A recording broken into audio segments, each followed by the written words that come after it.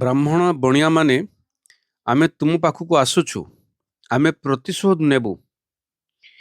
2022 ମସିହାରେ ଜେଏନ୍ୟୁର school of language literature and cultural ଷ୍ଟଡିଜ୍ର କାନ୍ଥରେ ଏହା ଲେଖାଯାଇଥିଲା। ଜେଏନ୍ୟୁ ଭାରତର ଅନ୍ୟତମ ଅଗ୍ରଣୀ କେନ୍ଦ୍ରୀୟ ସରକାରୀ ବିଶ୍ୱବିଦ୍ୟାଳୟ ଅଟେ।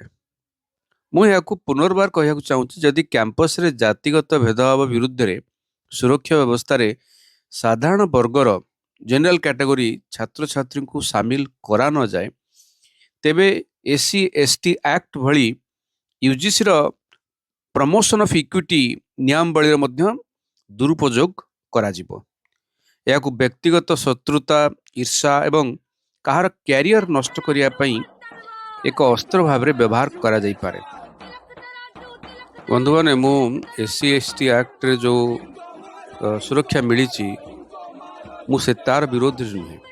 ମୁଁ ଏହି ଆକ୍ଟର ଦୁରୁପଯୋଗର ବିରୁଦ୍ଧରେ, କାରଣ ସାଧାରଣ ବର୍ଗର ଛାତ୍ରଛାତ୍ରୀ ମଧ୍ୟ ଜାତିଗତ ଆକ୍ଷେପରୁ ସୁରକ୍ଷା ତାଙ୍କୁ ମଧ୍ୟ ମିଳିବା ଦରକାର।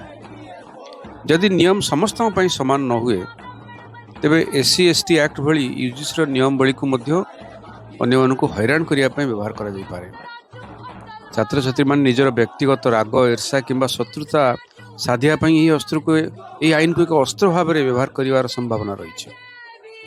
ତେଣୁ ଏହାର ଦୁରୁପଯୋଗ କେମିତି ନ ହେଉ, ସେଥିପ୍ରତି ସରକାର ଠିକ୍ ସେ ଧ୍ୟାନ ଦେବା ବି ଦରକାର। ଧନ୍ୟବାଦ।